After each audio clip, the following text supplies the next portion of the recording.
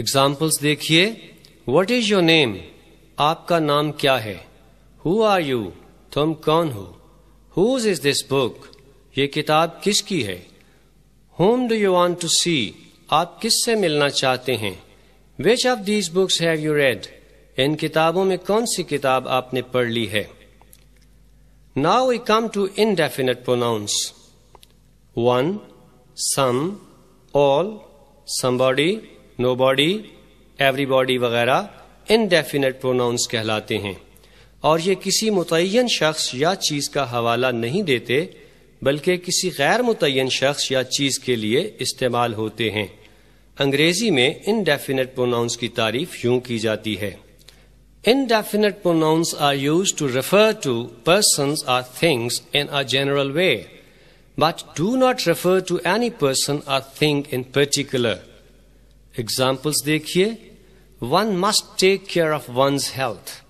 انسان کو اپنی صحت کا ضرور خیال رکھنا چاہیے. اس سینٹنس میں one کسی مخصوص انسان کے لیے استعمال نہیں ہو رہا بلکہ ہر انسان کی بات ہو رہی ہے. Nobody will come in time. کوئی بھی وقت پر نہیں آئے گا. Some are born great. کچھ لوگ پیدائشی طور پر عظیم ہوتے ہیں. All were injured in the accident.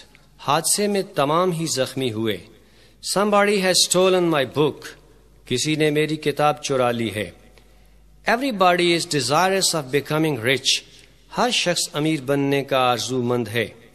Did you ask anybody to come? کیا آپ نے کسی کو آنے کے لیے کہا.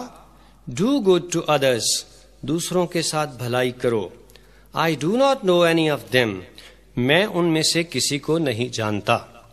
ان سینٹینسز میں one, nobody, some, all, somebody, everybody, anybody, others اور any indefinite pronouns ہیں اور یہ کسی خاص یعنی متعین شخص کے لیے استعمال نہیں ہو رہے بلکہ ایسے فرد یا افراد کے لیے استعمال ہو رہے ہیں جو متعین نہیں. Now we come to distributive pronouns.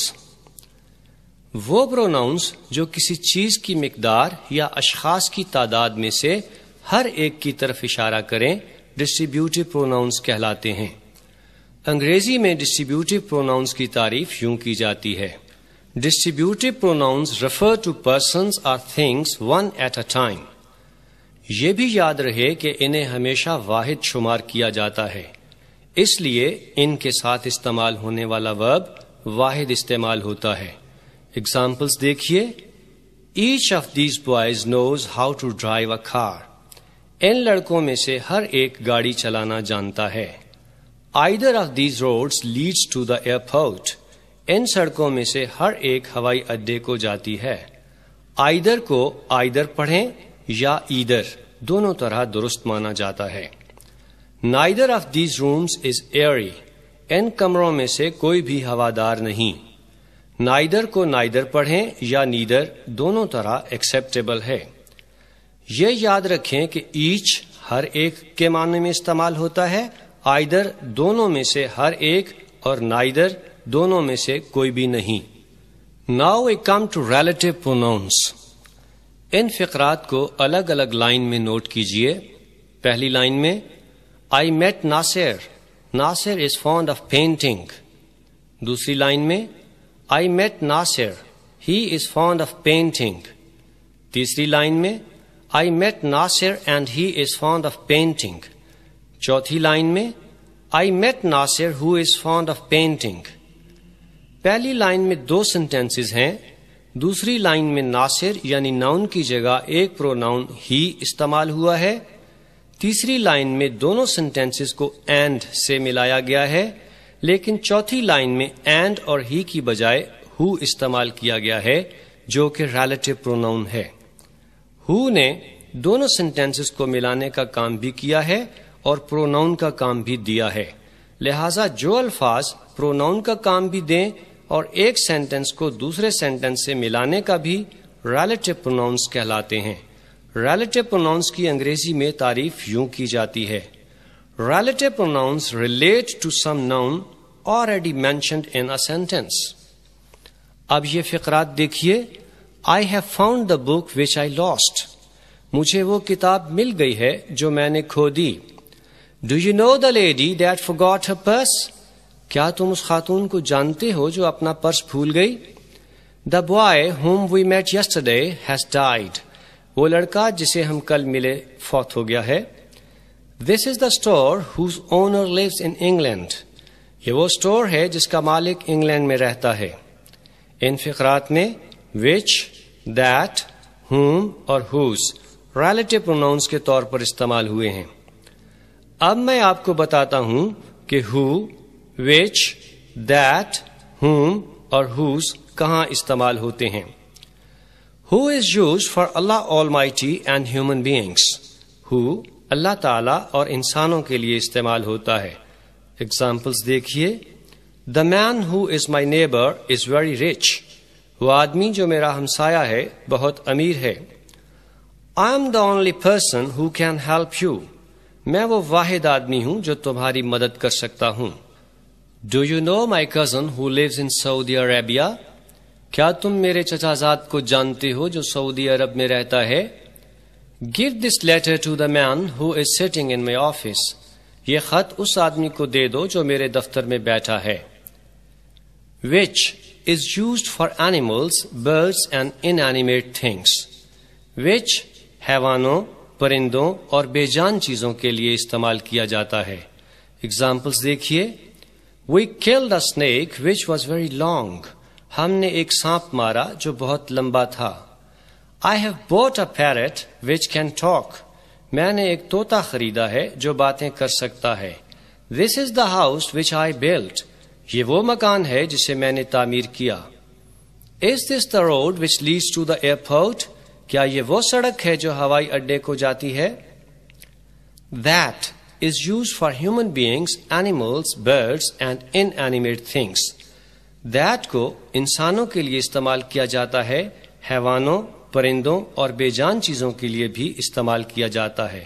Examples دیکھیے. The man that stood there for a few moments was a pickpocket.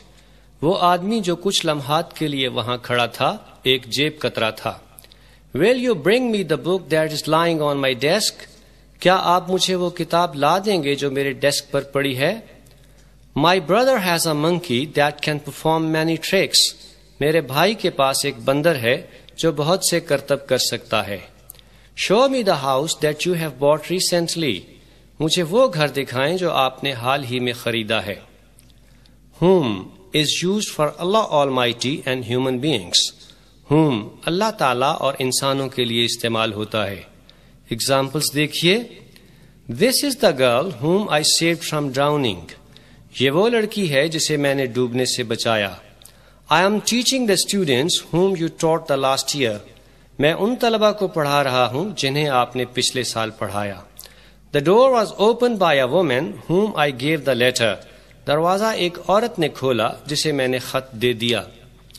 I know whom you are looking for. میں جانتا ہوں جس کو تم تلاش کر رہے ہو. Whose is used for Allah Almighty, human beings, animals, birds and inanimate things. Whose کو اللہ تعالیٰ اور انسانوں کے لیے استعمال کیا جاتا ہے، حیوانوں، پرندوں اور بے جان چیزوں کے لیے بھی استعمال کیا جاتا ہے. Examples دیکھیے. This is the woman whose husband is ill. یہ وہ عورت ہے جس کا خاوند بیمار ہے. We walked to the doctor whose clinic is near our house. ہم اس ڈاکٹر کی طرف گئے جس کا کلینک ہمارے گھر کے قریب ہے. The bicycle whose color is green has no lock. وہ بائسیکل جس کا رنگ سبز ہے کا تالا نہیں ہے. A triangle whose three sides are equal is called an equilateral triangle. ایسی ٹرائنگل جس کی تین سائڈز برابر ہوں ایکویلیٹرل ٹرائنگل کہلاتی ہے. Remember that a relative pronoun should be used after the noun to which it is related. یہ یاد رکھیں کہ ریلیٹو پروناؤن کو اس ناؤن کے فوراً بعد لگایا جاتا ہے جس سے وہ ریلیٹ کرتا ہے، یعنی جس کی وہ وضاحت کرتا ہے. اگر ریلیٹو پروناؤن کو ناؤن کے فوراً بعد نہ لگایا جائے تو فقرہ کا مفہوم ہی بدل جاتا ہے. Examples دیکھیے. The culprit who had committed the murder was sentenced to death. اس مجرم کو جس نے قتل کا ارتکاب کیا تھا سزائے موت ہوئی. اب اگر اس فقرے میں who کی جگہ بدل دی جائے، یعنی The culprit was sentenced to death who had committed the murder. تو فقرہ کا مفہوم ہی بدل جائے گا. اس فقرہ کے مطابق سزائے موت نے قتل کا ارتکاب کیا تھا. اسی طرح the old man who was a doctor had a beautiful white dog. بوڑھا آدمی جو ایک ڈاکٹر تھا کے پاس ایک خوبصورت سفید کتا تھا. اب اگر ہو کی جگہ بدلتے ہوئے اسے ڈاگ کے بعد لگایا جائے یعنی the old man had a beautiful dog who was a doctor, اب اس فقرہ کا مفہوم ہی بدل گیا ہے. اس فقرہ کے مطابق ڈاگ ڈاکٹر تھا جو یقیناً ایک مضحکہ خیز بات ہے. اب آپ کے ذہن میں یہ سوال آ رہا ہوگا کہ پہلے ہم نے پڑھا کہ who, whose, whom, which interrogative pronouns ہیں اور اب ہم نے پڑھا کہ یہ ریلیٹو پروناؤنز ہیں. تو ہمیں کیسے پتا چلے گا کہ یہ انٹراگیٹو پروناؤنز ہیں یا ریلیٹو پروناؤنز؟ ڈیئر لسنرز، سیدھی سی بات ہے کہ کسی بھی ورڈ کے بارے میں یہ فیصلہ کرنا کہ یہ کون سا پارٹ آف سپیچ ہے، اس کا انحصار کسی بھی فقرے میں اس کے استعمال یعنی فنکشن پر ہوتا ہے. لہٰذا اگر ہم who, whose, whom یا which سے سوال پوچھنے کا کام لے رہے ہیں تو یہ انٹراگیٹو پروناؤنز ہیں اور اس صورت میں یہ فقرات کے شروع میں آتے ہیں اور فقرات کے آخر پر سوالیہ نشان یعنی مارک آف انٹراگیشن لگاتے ہیں. لیکن اگر who, whose, whom یا which کسی فقرے میں پروناؤن کے ساتھ ساتھ دو سینٹینسز کو ملانے کا کام بھی دیں تو یہ ریلیٹو پروناؤنز ہوتے ہیں. اس صورت میں یہ عموماً فقرات کے درمیان میں آتے ہیں اور فقرات کے آخر پر سوالیہ نشان مارک آف انٹراگیشن نہیں آتا. Now we come to reciprocal pronouns. Each other اور one another reciprocal pronouns کہلاتے ہیں اور یہ باہمی تعلق کے بارے میں بات کرنے کے لیے استعمال ہوتے ہیں. انگریزی میں reciprocal pronouns کی تعریف یوں کرتے ہیں: Reciprocal pronouns are used to talk about mutual relationship. Examples دیکھیے. When I asked for my money, the two brothers looked at each other. جب میں نے اپنی رقم کے لیے کہا دونوں بھائی ایک دوسرے کی طرف دیکھنے لگے. Children love to play with one another. بچے ایک دوسرے سے کھیلنا پسند کرتے ہیں. Remember that each other is used in speaking of two persons or things. One another in speaking of more than two. یہ یاد رکھیں کہ عام طور پر each other صرف دو اشخاص یا اشیاء کے لیے استعمال ہوتا ہے جبکہ one another دو سے زیادہ اشخاص یا اشیاء کے لیے استعمال ہوتا ہے.